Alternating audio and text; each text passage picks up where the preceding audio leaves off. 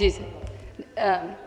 Sir मैं बिल्कुल sir मैं सिर्फ बड़ी क्योंकि कंक्लूडिंग दिन है तो मैं सिर्फ 2-3 बातें करना चाहती हूँ कि जब से ये हमारा वाक़या हुआ है, जब से पाकिस्तान के ख़िलाफ़ इस तरह बुज़दिल भारत ने रात के अंधेरे में हमला किया है, तो सर हर कोई अपने फोरम के ऊपर, हर कोई अपने प्लेटफॉर्म के ऊपर पाकिस्तान के बयानिए की जंग लड़ा और हमारा फ़र्ज़ है, हमारा जीना मरना पाकिस्तान में है।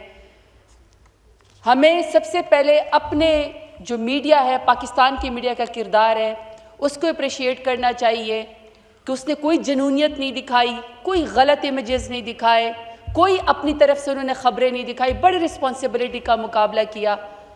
और अगर दूसरी तरफ इंडिया को देखा जाए तो सर कल जो इंडिया का जो मीडिया था, उनका नेशनल मीडिया, उन्होंने कहा कि हमने मुल्तान के अंदर समंदर को फतह कर लिया। मुझे पता चला कि मुल्तान में, अब मुझे पता चला कि मुल्तान के अंदर समंदर भी वाक़ है जो उन्होंने फतह भी कर लिया है। तो वो तो इस किस्म की इररिस्पॉन्सिबिलिटी का मुकाबला करें।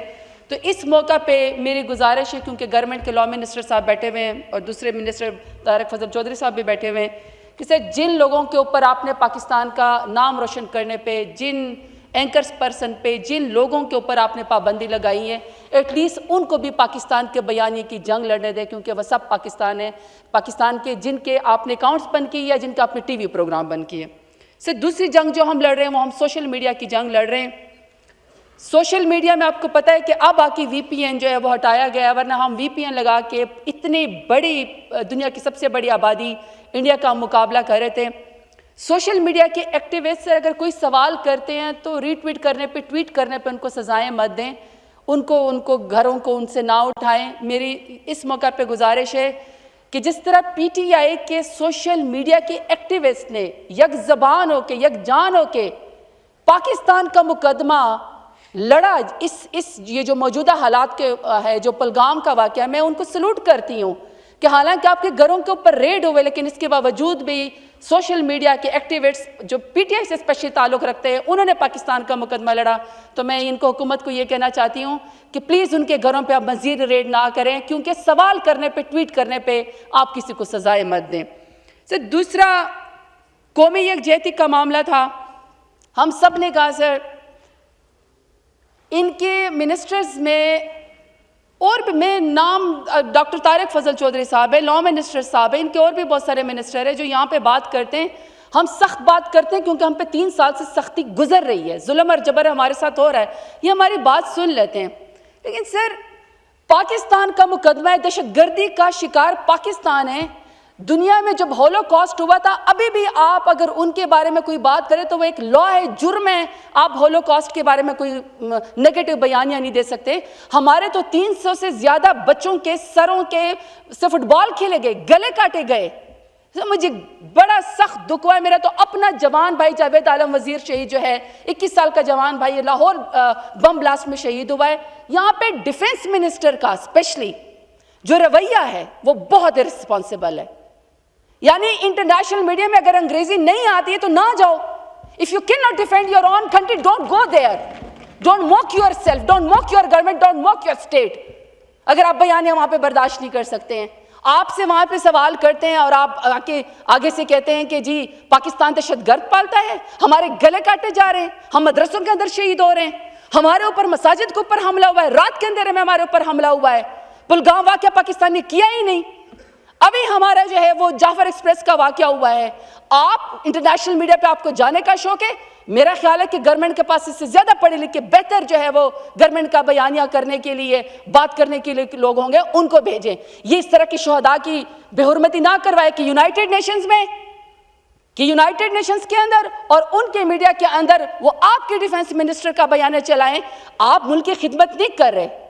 आप जो है जो मोदी का जो या जो आपका जो हमसाया मुल्क है जो आपके खिलाफ दहशतगर्दी करता है, आप उसके बयाने को तकवीत दे रहे हैं, आप पाकिस्तान की खिदमत नहीं करें। तो मेरी लॉ मिनिस्टर साहब से, चीफ व्हिप साहब से, इनसे ये दरख्वास्त है कि प्लीज नहीं सर, मैं I am a parliamentary leader sir, मुझे 2-3 टाइम दें। तो सर इस तरह की थोड़ी सी रिस्पॉन्सिबिलिटी करें। सर तीसरा मेरा है कि मिलिट्री कोर्ट्स का उस दिन वाक़या हुआ है। सर दुनिया में, इवन अफ्रीकन ममालिक, युगांडा के अंदर भी इंटरनेशनल उसमें यह ख़त्म हो गया कि आपके सिविलियंस का ट्रायल नहीं हो सकता। आपने सारे पाकिस्तान को मिलिट्री कोर्ट्स के अंदर दे दिया है। सर ये मौका भी नहीं था, ये बनता भी नहीं था जब कौमी यकजहती थी, और आपने सिविलियंस का जो है वो मिलिट्री ट्रायल जाके जो आपने वो कर दिया। यही सर क्या बात हुई? हम सिविलियंस का के जी वो मिलिट्री के अंदर जो है वो अब 190 से ज्यादा लोग उसके अंदर मौजूद है। सर ये this is unfair to this country. किसी भी सिविलियन का मिलिट्री ट्रायल नहीं होना चाहिए, और सर ये मौका भी नहीं था। सर दूसरा, कल अडियाला जेल के बाहर एक इलेक्टेड सीएम के पीके वहां पे गए, आपने सर उसको मिलने दिया। क्या ये कौमी यकजहती का आप वो देना चाहते हैं कि आप एक इलेक्टेड सीएम को एक पुलिस वाले ने, आम पुलिस वाले ने अपने लीडर से मिलने नहीं देते? सर ये इस तरह की हरकतों से कौमी बयानिया को तकलीफ होती है। और मैं आखिरी बात से कहूंगी, आखिरी बात मैं ये कहूंगी कि मैंने उस वक्त भी कहा था कि अगर अपोजिशन लीडर राहुल गांधी के पास जा सकते हैं मोदी झूठे वाकये के लिए जो पाकिस्तान ने किया भी नहीं, तो आप पाकिस्तान के सबसे बड़े लीडर जो 90% से ज्यादा अवाम जिसके साथ इमरान खान है, सर मैंने तो 1.5 लाख वोट दिया है, अली मोहम्मद खान ने लिया, इन सब MNAs ने 1.5 लाख वोट लिया है सर वो, लेकिन 1.5 लाख वोट तो मैंने इमरान खान की वजह से लिया है। तो इमरान खान से जाके पूछो, वही एक कौमी यकजहती आपके साथ बात करेगा, उसको सर बाहर लेकर आए, जेल से बाहर लेकर आए, दुनिया को भी पैगाम दे कि आप किसी की पॉलिटिकल विक्टिमाइजेशन नहीं करते। अगर कोई मजबूत और जिद्दार तरीके से पाकिस्तान का मुकदमा लड़ सकता है तो वो गैरतमंद इमरान खान ही है। सर आखिर में थैंक यू सर आखिर में नहीं, ये सर नहीं होगा। एक तो सर पश्तो के लोगों को बड़ी मुश्किल से उर्दू आती है, मैंने बड़ी अच्छी उर्दू बोलनी शुरू की है, तो सर मेरा भी वो बैठे हुए सर, ये देखिए मैं आपकी बात बताऊं, यहाँ पे हर शख्स चाहे जिस भी पॉलिटिकल पार्टी का है वो बड़ा लिलकार के इंडिया से बात कर रहा है। हमारी आर्म फोर्सेस ने भी, और आर्म फोर्सेस का काम भी ये है, और हमें फख्र है जिस तरीके से उन्होंने रिटेलिएट किया है। लेकिन सर हमारे एक एक शोहदा के खून का बदला होना चाहिए। कौम इंतजार करिए, हमें उसका बदला इसलिए चाहिए कि सर देखिए रात के अंधेरे में हमारे ऊपर हमला हुआ है, तो सर एक तो तमाम मुस्लिम ममालिक में, तमाम ममालिक में सर हमारी फॉरेन मिनिस्टर को अपने डेलीगेट्स भेजने चाहिए। ये नहीं हो सकता कि सर यहाँ पे आप टेलीफोन पर उनसे बात करें। सर कौमी यकजहती के लिए, मुल्क के लिए आप तमाम दुनिया को इंडिया का मकरू, मोदी का मकरू चेहरा दिखाएं। तो सर ऐसे मौका पे मैं समझती हूँ कि ये कंक्लूडिंग डे तो नहीं है, लेकिन अगर आप कंक्लूड करना चाहते हैं, क्योंकि हर रोज़ जंग का खतरा है पाकिस्तान के लिए, मैं ये समझती हूँ कि यहाँ पे वज़ीर आज़म साहब तशरीफ़ लाएँ। जिस तरह मेरे लीडर इमरान खान ने बात की थी वो भी बात की थी। नवाज शरीफ क्यों चुप है, मरियम नवाज क्यों चुप है, शहबाज शरीफ मोदी का नाम क्यों नहीं ले रहे? तो सर उसमें मैं सिर्फ एक कोई सर एक शेर पढ़ना चाहती हूँ कि कोई अमल तो ऐसा भी कर जाना चाहिए, दुश्मन तुम्हारे खौफ से डर जाना चाहिए। बातों से जंग का न कभी होगा फैसला, दुश्मन की घायों में उतर जाना चाहिए। सर जो कल तक ज़बान दराज थे, क्यों इनकी ज़बान है बंद? क्या मसलियत में हद से गुजर जाना चाहिए? सर पाकिस्तान जिंदाबाद, पाकिस्तान के लिए खड़े हैं।